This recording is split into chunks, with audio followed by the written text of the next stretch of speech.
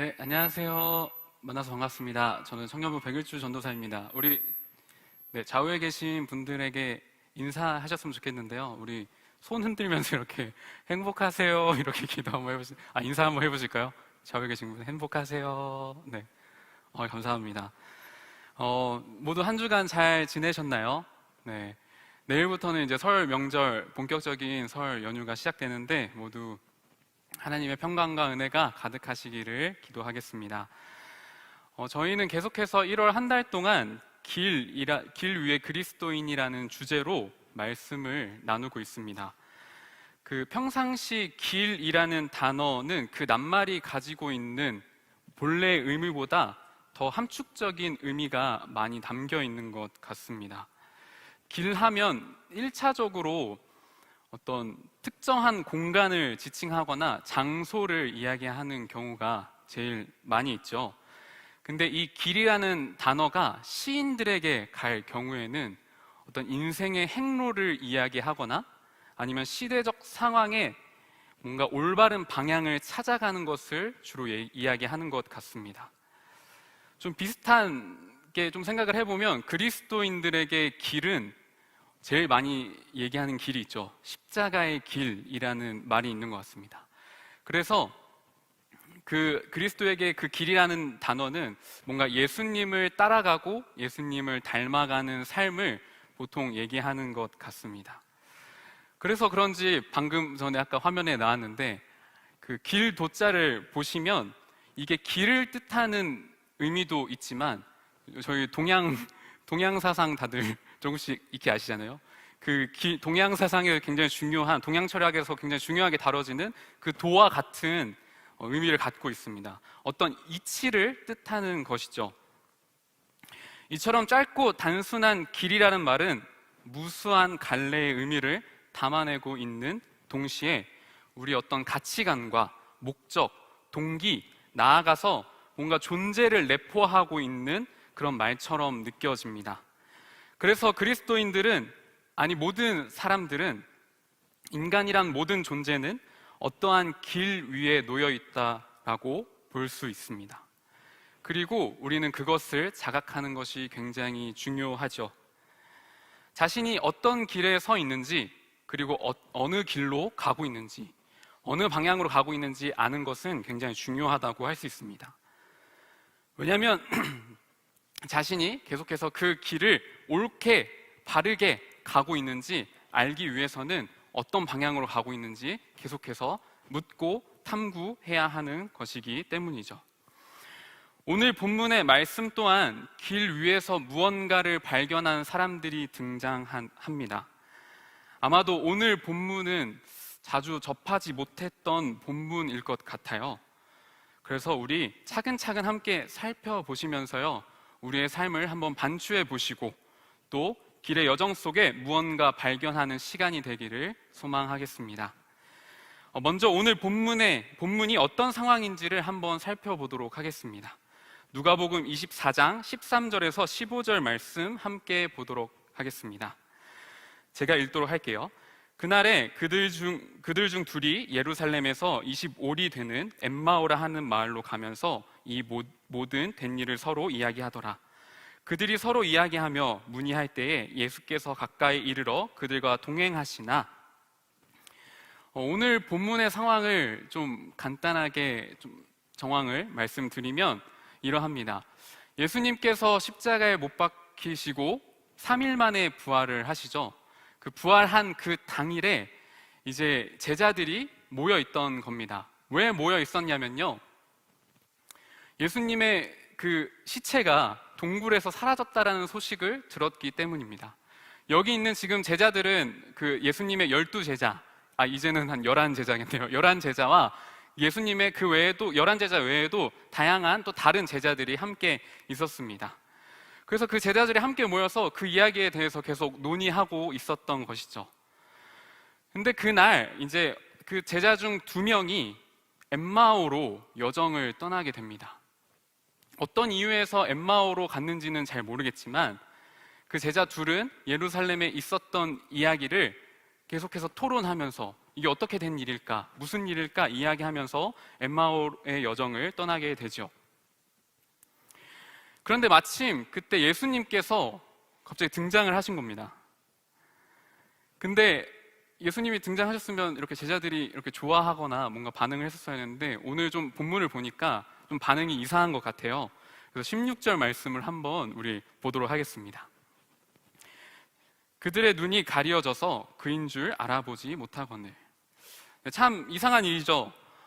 예수님의 제자라는 사람들이 바로 앞에 예수님이 나타나셨는데도 못 알아보는 겁니다. 심지어 예루살렘에서 일어난 예수님에 관한 열띤 토론을 하고 있는 중임에도 불구하고 예수님을 알아보지 못하는 거죠.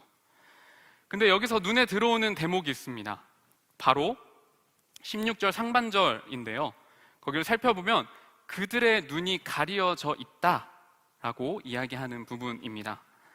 이것은 어떤 은유적인 표현이겠죠. 실제로 그들에게 어떤 신체적인 장애가 있거나 아니면 그들이 뭐 오늘 해가 좀 세서 선글라스를 끼고 가가지고 뭐 예수님을 못 알아봤다 뭐 이런 경우는 아닐 겁니다. 이것은 은유적인 표현이고 그들은 그들에게 무언가가 있어서 그들의 눈을 가렸다라는 의미를 뜻하는 것이죠. 그러면 그들의 눈에는 무엇이 가려져 있었을까요? 우리 계속해서 한번 말씀을 살펴보겠는데요. 우리 17절, 18절 말씀 한번 읽도록 하겠습니다. 네, 예수께서 이르시되 너희가 길 가면서 서로 주고받고 하는 이야기가 무엇이냐 하시니 두 사람이 슬픈 빛을 띠고 머물러 서더라. 그 한 사람인 글로바라 하는 자가 대답하여 이르되 당신이 예루살렘에 체류하면서 또 요즘 거기서 된 일을 혼자만 알지 못하느냐. 19절까지 읽겠습니다. 이르시되 무슨 일이냐. 이르되 나사렛 예수의 일이니 그는 하나님과 모든 백성 앞에서 말과 일에 능하신 선지자이거늘. 아멘. 갑자기 나타난 예수님께서 제자에게 묻습니다. 그 제자는 아마 글로바라고 하는 제자인 것 같아요. 글로바라는 제자에게 이렇게 묻는 거죠. 지금 둘이 하는 이야기가 무엇인가요? 이렇게 묻습니다. 그러자 두 제자 중 한 명이 글로바라는 사람이 이렇게 답을 합니다. 아니, 당신 예루살렘에서 왔다면서 그 일도 몰라요? 거기서 일을 모르는 사람은 아마 당신 혼자일 겁니다. 이렇게 비아냥거리듯 대답을 하죠. 그래도 예수님은 다시 한번 묻습니다. 도대체 무슨 일이 일어났었냐라고 묻죠.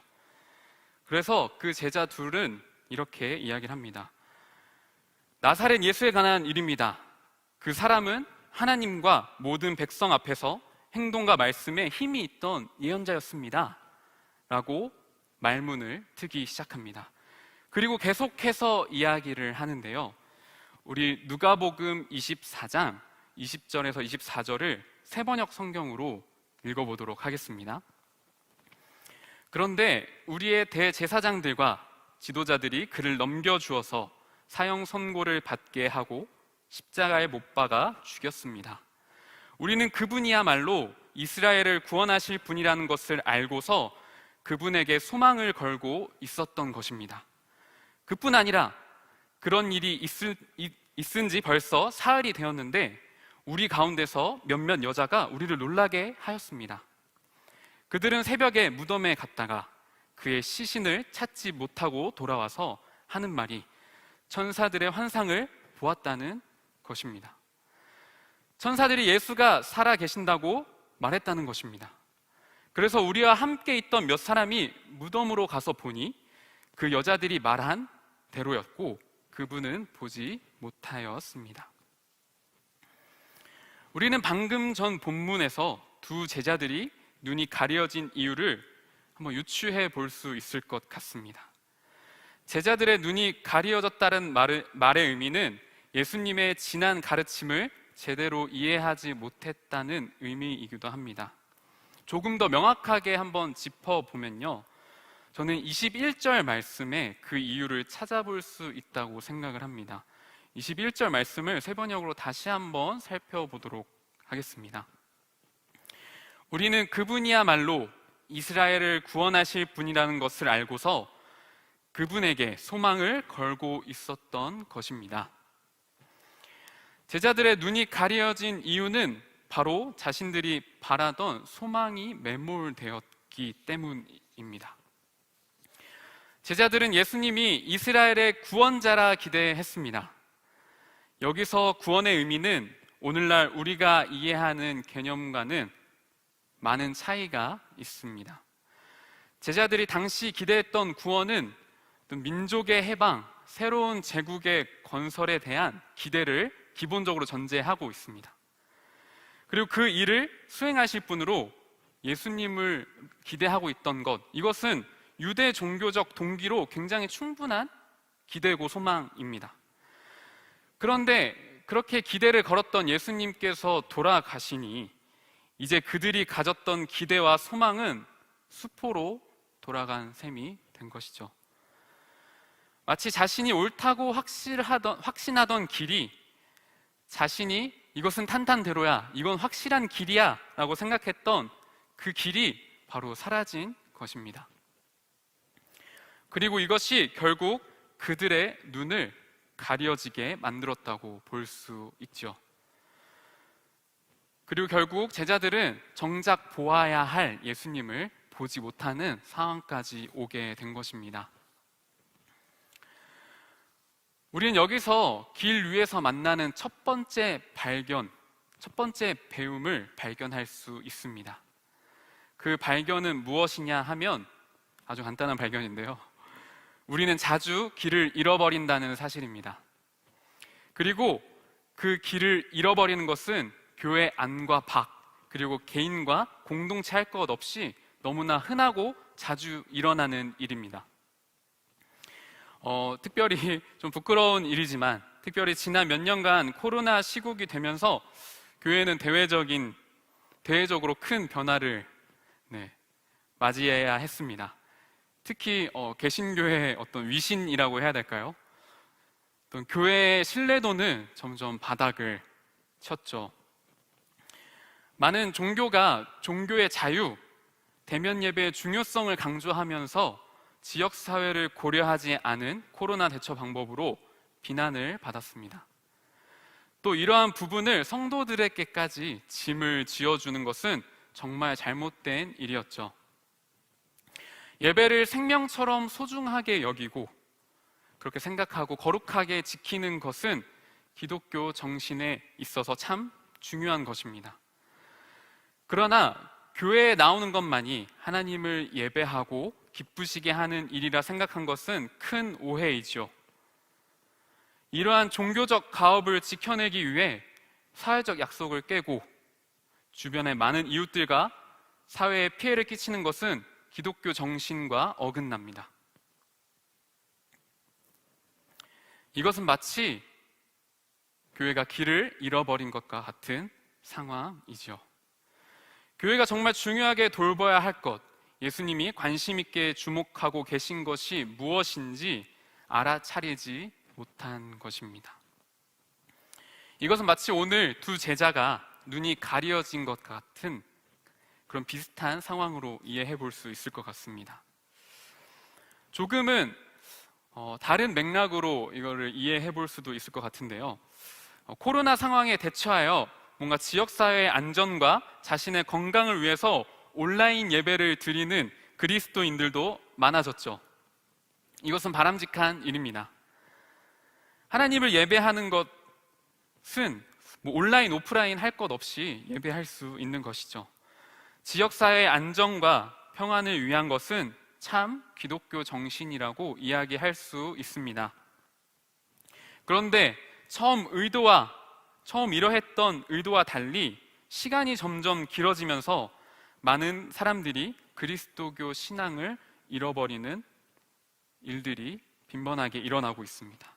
또 삶에서 그리스도인답게 살아가는 그 고민과 그 어떤 실천들을 포기하고 유보하는 일들이 점차 늘어나기 시작했죠. 이 또한 길을 잃어버린 상태라고 볼 수 있습니다. 비단 신앙과 관련된 일뿐일까요? 우리는 중요한 시험에 떨어져도 길을 잃어버립니다. 또 특히 돈과 관련된 문제에서 우리의 눈은 너무나 쉽게 멀어버리죠. 가정의 문제, 학교, 직장, 결혼에 대한 문제 등 우리는 살아가면서 마주하는 크고 작은 문제 앞에 너무나 쉽게 마음을 빼앗겨 버리고 길을 잃어버립니다. 그렇게 우리는 우리 스스로가 자주 길을 잃어버린다는 사실을 기억해야 합니다. 그래야 다시 길을 찾아갈 수 있을 테니까요. 우리 다시 본문으로 돌아가 보도록 하겠습니다.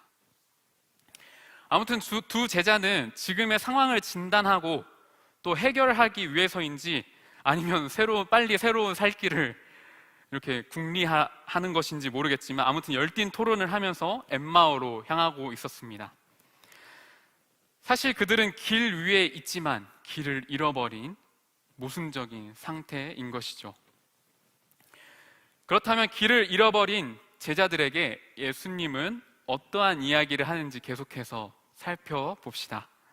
누가복음 24장 25절에서 27절 말씀을 세 번역으로 읽도록 하겠습니다. 우리 함께 읽어볼까요? 시작.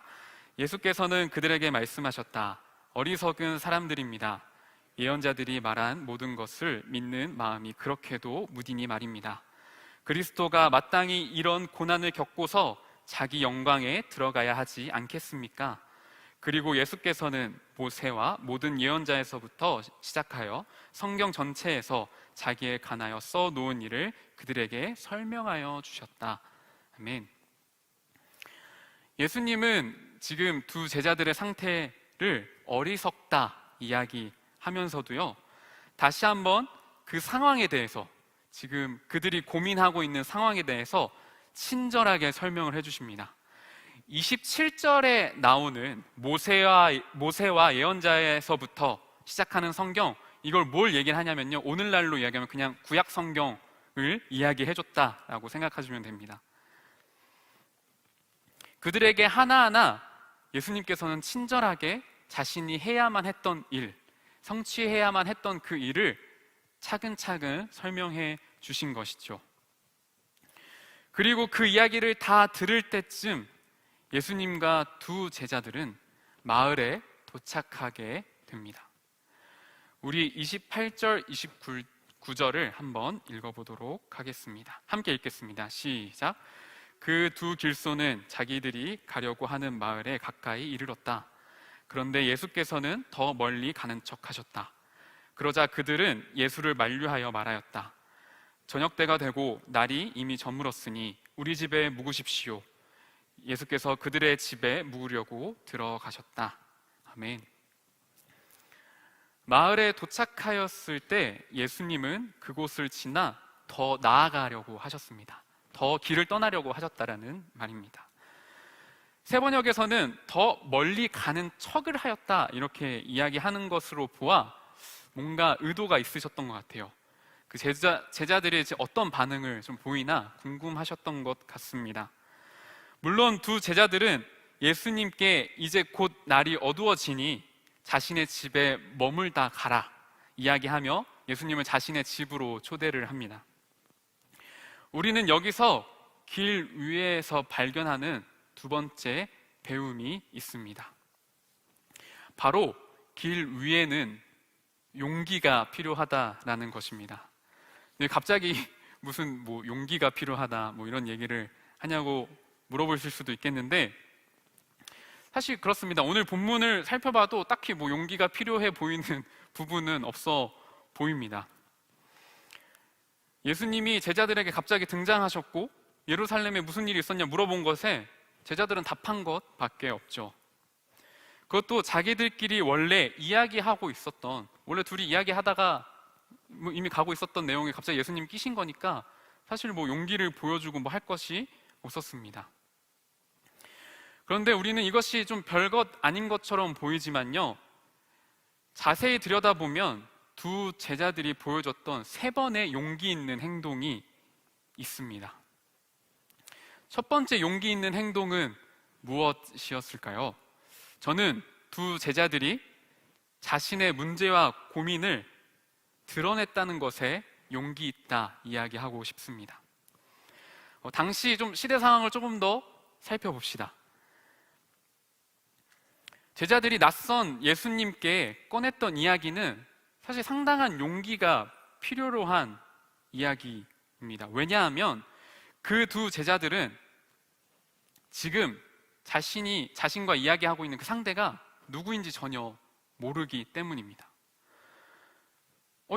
모르는 사람이랑 이야기하는데 조금의 용기는 필요할 수 있겠지만 그게 얼마만큼 용기 있는 행동인가요? 이렇게 다시 물어볼 수도 있죠. 근데 제자들이 이 얘기를 꺼낸다라는 것은 사실 굉장히 생명의 위협을 받을 수 있는 이야기이죠. 모두 잘 알고 계시겠지만 예수님께서는 십자가 처형을 당하셨습니다. 그리고 그때 12 제자들은 어떻게 하셨는지 기억나시나요? 주변에 있던 사람들이 너희 예수를 따르는 제자 아니냐 이렇게 추궁했을 때 그들은 다 부인한 상황이었습니다. 왜냐하면 맞다고 하면 자신의 생명을 위협받는 순간에 놓여지기 때문이죠. 수제자라고 불렀던 베드로도 닭이 울기 전 예수님을 3번 부인했습니다. 이 이야기는 모두가 잘 알고 있는 이야기죠.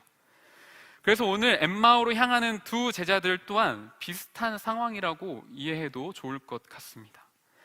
예수님께서 돌아가시고 고작 3일밖에 지나지 않은 시점입니다.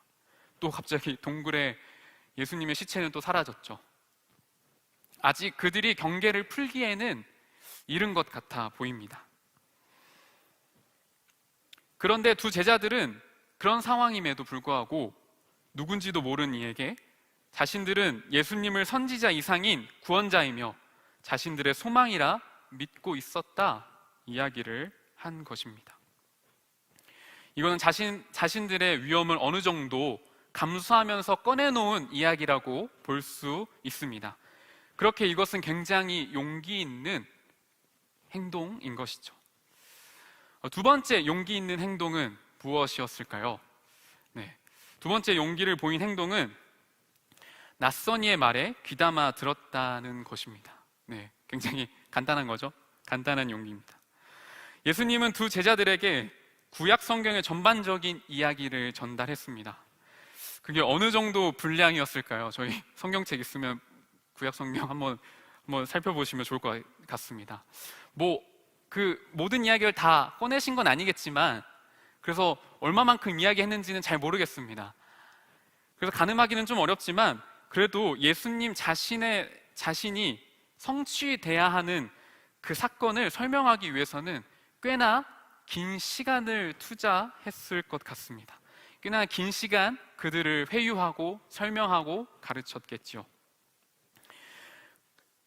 그리고 그런 예수님의 말씀에 두 제자들은 진중하고 깊이 고민하며 그 이야기들을 받아들였다라는 것은 너무나 확실해 보입니다. 그럼 다음으로 세 번째 용기는 무엇일까요? 세 번째 용기는 그 낯선 예수를 자신의 집으로 초대했다라는 것입니다. 사실 이것은 종교적 덕목으로 이해할 수도 있습니다. 왜냐하면 당시 유대 전통에는 나그네를 환대하는 그런 전통이 있었기 때문이죠.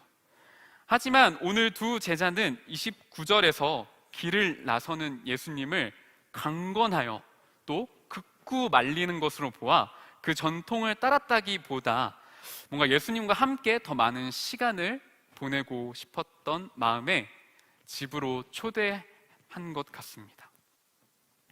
저는 이것을 새로운 길을 받아들이는 용기라고 한번 이야기해보고 싶습니다.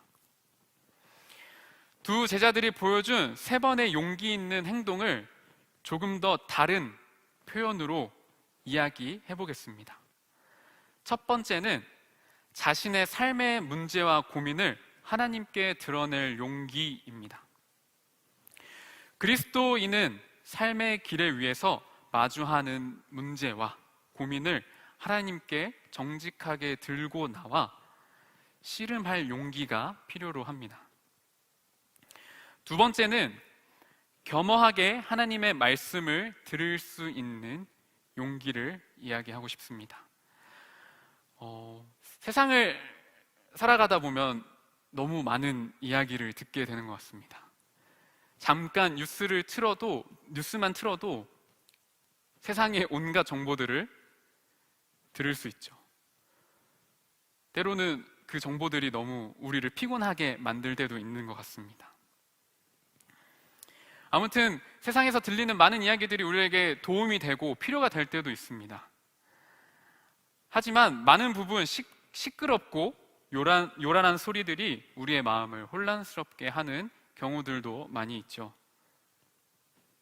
그렇게 우리는 어떤 때보다도 세미한 하나님의 말씀을 듣는 용기가 필요로 합니다. 다음 세 번째 용기는 낯선 일을 받아들이는 용기입니다. 저는 이 부분을 낯선 일을 받아들이는 용기로 얘기할까, 낯선 하나님을 받아들이는 용기라고 이야기할까 좀 고민을 했습니다. 이게 무슨 소린가 싶으시겠지만 이 낯선 하나님이라는 말이 쉽게 이야기하면 하나님을 단정 짓거나 규정하여 이해하는 방식을 허무는 것입니다. 그래서 우리의 이해보다 넓고 깊으신 하나님을 받아들이는 것이죠. 그리고 그런 하나님이 낯선 이들을 통해 자신을 드러낸다라는 것을 받아들이는 용기입니다. 최근 현대인들 사이에 새로운 무신론에 큰 매력을 느낀다고 말합니다. 그 유신론보다 원래 항상 모든 사람들이, 대부분의 철학자나 대부분의 학자들은 무신론보다 유신론에 조금 더 편을 들어주는 경우들이 많습니다. 좀 합리적인 유신론인 경우들이죠. 그런데 새로운 무신론이 등장하여서 이제 사람들이 신은 없다라고 이야기한다라는 것이죠. 근데 그 이유 중 하나가 이러합니다. 왜 무신론이 각광받고 있는지 살펴보니까요, 이러한 이유가 있더라고요. 그 이유는 오랫동안 종교가 가지고 있는 폭력성을 극복하지 못했다는 점에서 사람들은 유신론을 무용하다고 판단하기 시작했다라는 것입니다. 참 서글픈 이야기죠. 그만큼 종교인들이 낯선 일을 받아들일 용기가 없다는 뜻처럼 저는 들립니다. 그렇게 신학자 더글라스 존 홀이라는 사람은 이러한 점을 인정하면서도 인간은 누구에게나 종교성은 가지고 있다, 이렇게 얘기하며 그리스도인들에게 이렇게 얘기합니다. 그리스도인들은 더 다양하고 넓은 타인의 존재를 의식하고 사랑하는 법을 배워야 한다고 말이죠. 즉 세상을 더 넓게, 더 바르게 이해하기 위해서는 우리가 하나님을 더 넓고 깊게 받아들일 용기가 필요하다라는 것입니다. 즉 낯선 하나님을 우리가 받아들일 수 있는 용기가 필요하다는 것이죠. 이와 같이 길 위에 그리스도인으로 살아간다는 것은 이러한 세 가지 용기를 반드시 가지고 살아가야 합니다. 이제 이 엠마오로 가는 두 제자의 이야기가 점점 막바지에 들어가고 있습니다. 우리 계속해서 이야기를 쭉 한번 살펴보도록 하겠습니다. 30절에서 32절 말씀입니다. 제가 읽도록 하겠습니다. 그리고 그들과 함께 음식을 잡수시려고 앉으셨을 때 예수께서 빵을 들어서 축복하시고 떼어서 그들에게 주셨다. 그제서야 그들의 눈이 열려서 예수를 알아보았다. 그러나 한순간에 예수께서는 그들에게서 사라지셨다. 그들은 서로 말하였다. 길에서 그분이 우리에게 말씀하시고 성경을 풀이하여 주실 때에 우리의 마음이 우리 속에서 뜨거워지지 않았습니까? 아멘. 예수님은 두 제자의 집에 머물면서 함께 식사를 하십니다. 그리고 그곳에서 성만찬을 함께 나누시죠. 거기서 제자들은 드디어 가려졌던 눈이 열리게 되고 그 낯선 이가 예수님이었다라는 사실을 알게 됩니다. 그리고 예수님은 한순간에 호련하게 사라지셨죠. 갑자기 뿅 여기서 우리는 길 위에서 만나는 세 번째 배움을 발견할 수 있습니다. 그것은 바로 길 위에 그리스도가 함께 하신다라는 것이죠. 우리 오늘 말씀을 처음부터 다시 한번 상기해 봅시다. 오늘 본문은 굉장히 좀 서사적이고 드라마틱한 전개로 이어지죠. 시리에 빠진 제자들에게 부활하신 예수님이 나타났지만 두 제자들은 예수님을 알아보지 못했습니다. 예수님은 그런 제자들에게 자신과의 사건에 대한 이해를 계속해서 상기시키고 불러오셨죠. 그 이야기들을 들은 제자들은 예수님과 더 함께 그 시간을 보내고 싶어서 예수를 자신의 집으로 초대합니다. 그리고 떡과 잔을 함께 나누면서 두 제자들은 그 낯선 이가 바로 예수님이었다라는 것을 알게 되죠. 그리고 그 순간 예수님은 사라지십니다. 이것은 길 위에 그리스도인으로 살아가는 우리의 삶과 어떤 우리의 신앙적인 모습과 굉장히 비슷한 패턴을 가지고 있는 것 같다라는 생각이 좀 들었습니다. 우리가 인생의 길에서 큰 어려움을 마주했을 때, 인생의 깊은 고민으로 길을 잃어버렸을 때 우리는 그리스도의 등장을 간절하게 바랍니다. 그리고 그리스도가 나타나 우리의 삶을 견지해 주시기를 기대하죠.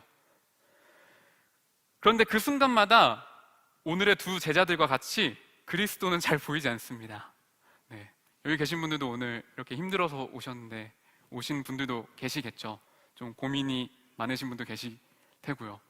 그래서 하나님 앞에 기도하지만 뭔가 명쾌한 답은 없어 보입니다. 또 정말 그리스도가 계신지 의아하기도 합니다. 분명 그리스도가 함께 하신다고 생각했는데도 불구하고 그리스도의 음성조차 들리지 않는 것 같습니다. 게다가 힘든 상황도 나아지지 않지요. 오늘 24장 32절 말씀을 우리 다시 한번 좀 살펴보고 싶은데요. 네, 우리 함께 읽어보도록 할까요? 함께 읽겠습니다. 시작. 그들은 서로 말하였다. 길에서 그분이 우리에게 말씀하시고 성경을 풀이하여 주실 때에 우리의 마음이 우리의 속에서 뜨거워지지 않았습니까? 아멘. 그리스도를 만나 말씀을 듣고 함께 떡과 잔을 나눈 제자들의 마지막 이야기는 결국 이것입니다. 우리의 마음이 뜨거워지지 않았냐라는 것이죠. 참 아이러니합니다. 예수님을 눈으로 보고 예수님의 말씀을 직접 들었음에도 불구하고 외부적인 상태는 크게 변한 것이 없습니다. 나아진 것이라고는 다만 두 제자들의 마음의 변화만 있었을 뿐이죠. 이것은 마치 그리스도인들이 어려움을 잘 견뎌내고 잃어버렸던 길을 다시 찾았을 때 어렴풋이 그리스도의 얼굴이 혹은 그리스도의 모습을 발견하게 되는 것과 비슷합니다. 우리는 그때 이런 고백을 하죠. 아, 그리스도께서 우리와 함께 계셨구나. 이처럼 그리스도는 우리에게 살아갈 수 있는 힘과 방향을 제공할 뿐입니다. 네, 이제 말씀을 좀 마무리해 보려고 합니다. 미국의 신학자 스탠리 하우어스는 이런 이야기를 했습니다. 우리 PPT 한번 네, 이런 이야기를 했습니다. 제가 읽어드리겠습니다. 그리스도인으로 사는 것은 답 없이 사는 법을 배우는 과정이다. 이렇게 사는 법을 배울 때 그리스도인으로 사는 것은 너무나 멋진 일이 된다. 신앙은 답을 모른 채 계속 나아가는 법을 배우는 일이라 이야기를 합니다. 저는 이 말이 길 위에 서 있는 그리스도인들에게 반드시 필요한 이야기가 아닌가 싶습니다. 인생의 구체적인 답을 찾고 싶어 교회에 나오신 분들이 많이 계실 겁니다. 대부분 그렇게 해서 교회에 발을 들이게 되죠. 기독교에서 인생을 이렇게 하면 확실하게 성공할 수 있다, 이런 명확한 방법이 있다, 이렇게 기대하고 계신 분도 계실지도 모르겠습니다. 인생 잘 살아가는 비결이 이 기독교 안에 있을 거라 생각하신 분들도 많이 계실 것 같습니다. 하지만 여러분, 실망시켜드려서 죄송합니다. 기독교에 그런 방법은 없습니다. 여러분들이 더 잘 아시겠지만 여기 100명이 있다면 100명의 인생이 모두 다 다른 것처럼 인생의 획일화된 답이란 존재하지 않습니다. 오히려 획일화된 답과 정해진 삶의 양식이 있다면 그것은 폭력에 가까운 것이죠. 그렇다면 그리스도교 신앙은 어떤 의미가 있을까요? 저는 스탠리 하우어스가 말했듯 신앙은 답을 모른 채 계속 나아가는 법을 배우게 한다 이야기하고 싶습니다. 신앙은 우리가 계속해서 길을 걸어갈 수 있도록 무언가 발견하게 하고 어떻게 살아가야 할지 고민하게 하며 우리들을 바른 길로 인도하는 힘입니다. 그리고 길 위에 서 있는 그리스도인들은 이 신앙을 가지고 살아가는 사람들이죠. 네, 저의 말이 너무 난해하게 들리셨는지 모르겠네요. 그렇다면 오늘 이 3가지만 기억해 주시면 좋겠습니다. 첫 번째, 우리는 자주 길을 잃어버린다라는 사실, 그걸 꼭 기억하시기 바랍니다. 두 번째는 우리는 그 길 위에서, 우리가 살아가는 그 길에서 반드시 용기가 필요하다라는 것입니다. 그리고 마지막 3번째는 그리스도께서 우리와 함께 하신다라는 사실입니다. 길 위에 그리스도인으로 살아가시는 여러분, 이 세 가지 발견을 잊지 않고 기억하시면서 살아가셨으면 좋겠습니다. 우리는 자주 길을 잃어버리고 또 때때로 용기가 없고 하나님이 우리와 함께 하신다라는 사실을 자주 잊어버립니다.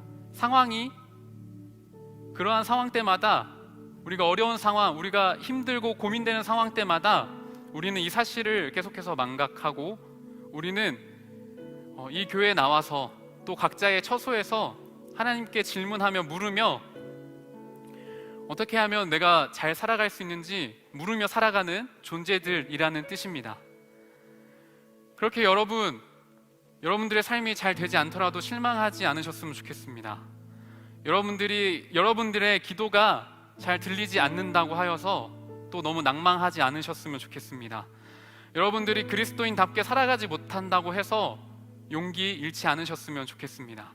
그것은 너무나 당연한 길 위의 그리스도인들의 모습이기 때문입니다. 하지만 우리는 그것을 잊어버리면 안 될 것입니다. 방금 우리가 발견한 그 3가지 사실을 말이죠.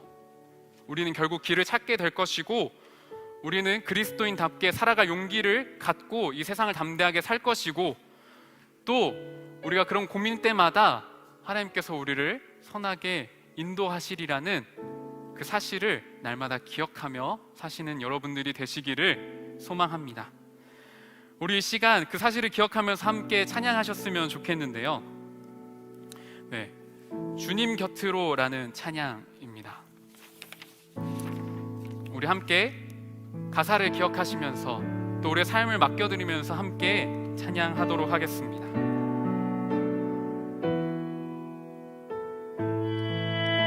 주님 곁으로, 주님 곁으로 날 이끄소서. 내 모든 것 다 드리며 주 음성 듣기 원하네. 나의 참 소망, 나의 참 소망, 그 무엇과도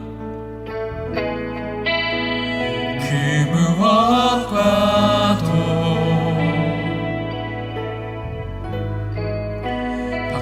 수 없는 주 사랑 그 품 안에 난 길이 주님의 길로 주님의 길로 인도하소서. 아멘. 주님만이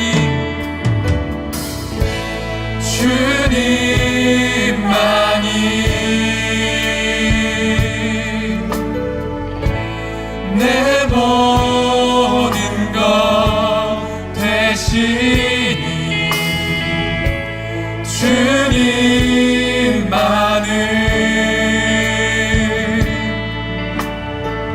더 알게 하소서. 우리 처음부터 찬양하겠습니다. 주님 곁으로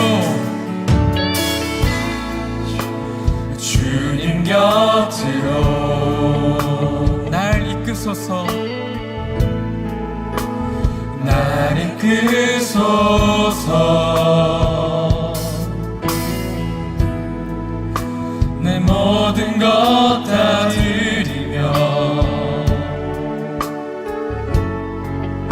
주 음성 듣기 원하네. 주님의 길로 주님의 길로 우리를 인도하여 주십시오. 아멘. 주님만이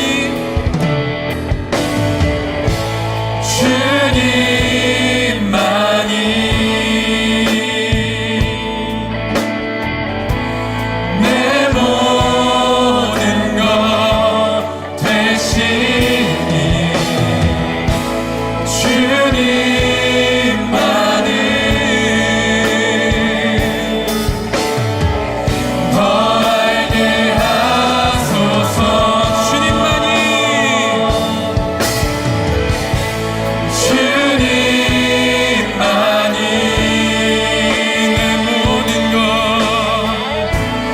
내 모든 것 되시니 아멘.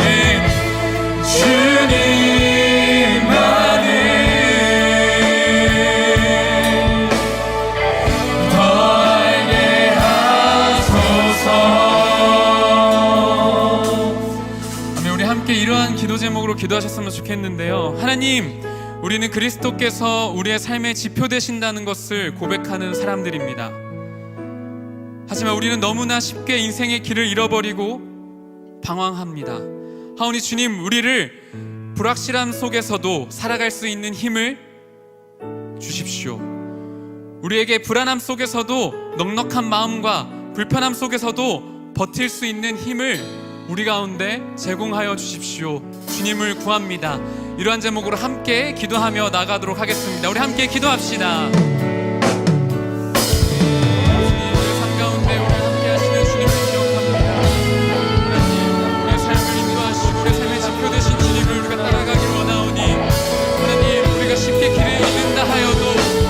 주님을 따라갈 수 있는 날마다 그 지표를 우리 가운데 보이시고 주님, 우리가 방황할 때에 우리를 붙들어 주시기를 원하오니 주님, 날마다 우리를 선하게 인도하여 주십시오. 주님, 우리 가운데 불확실함 속에서도 살아갈 수 있는 힘과 주님 에너지를 주십시오. 불안함 속에서도 넉넉한 마음을 가지고 살아갈 수 있는 형편을 주십시오. 주님, 불편함 속에서도 우리가 꿋꿋하게 버텨낼 수 있는 힘을 우리 가운데 주십시오. 주님을 따라가며 살아가길 원하오니 주여, 우리 가운데 함께하게 하여 주십시오.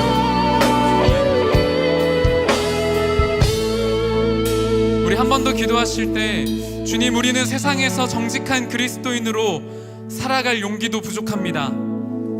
하지만 우리는 그리스도의 삶이 너무나 좋습니다. 예수님의 그 삶을 따라 살아가기를 소망합니다. 그리스도의 삶에 큰 가치가 있고 생명이 있음을 기억하기 때문입니다. 그러니 주님, 우리에게 그리스도인답게 살아갈 용기를 주십시오. 우리가 그 길 위에서 우리의 모든 삶의 여정 속에서 그리스도를 따르는 용기를 우리 가운데 주십시오. 이러한 제목으로 우리 기도하도록 하겠습니다.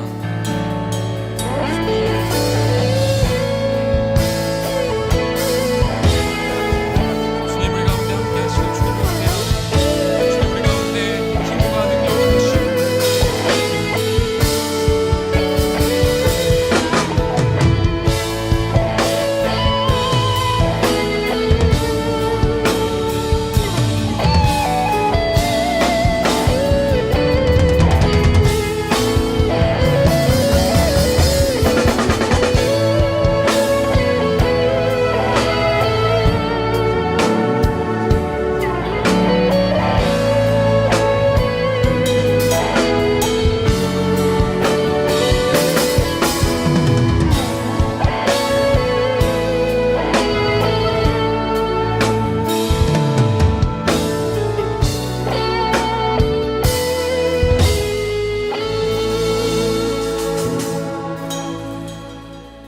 설교의 마지막 기도는 독일 개신교 교회 찬송가에 수록된 기도문을 좀 각색해서 기도하도록 하겠습니다. 주님, 우리 앞에 계셔서 우리에게 바른 길 보이시기 바랍니다. 주님, 우리 곁에 계셔서 우리를 팔로 껴안아 지키시기 바랍니다. 주님, 우리 뒤에 계셔서 못된 사람들의 흉계에서 우리를 보전하시기 바랍니다. 주님, 우리 아래에 계셔서 우리가 떨어지면 받아주시고 덫에서 끄집어내시기 바랍니다. 주님, 우리 안에 계셔서 우리가 슬퍼할 때에 우리를 위로하여 주시기 바랍니다. 주님, 우리 둘레에 계셔서 남들이 우리를 덮칠 때에 막아주시기 바랍니다.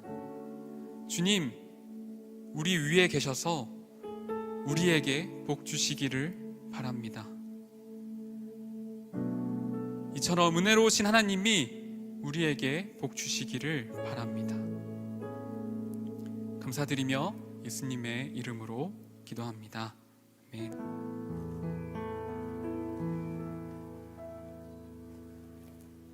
이제는 우리의 길이 되시고 함께 길 걸어주시는 우리 주 예수 그리스도의 은혜와 우리를 지으시고 인도하시는 하나님의 사랑하심과 우리를 그와 같이 두지 않으시는 성령님의 인도하심이 의문과 의혹, 불확실성 속에서도 하나님이 우리의 인생의 여정에 함께 하심을 믿고 이 길 계속 걸어가기를 소망하는 이 자리에 머리 숙인 모든 청년들과 이들의 삶의 자리 위에 이제부터 영원까지 함께 하시기를 간절히 축원하옵나이다. 아멘.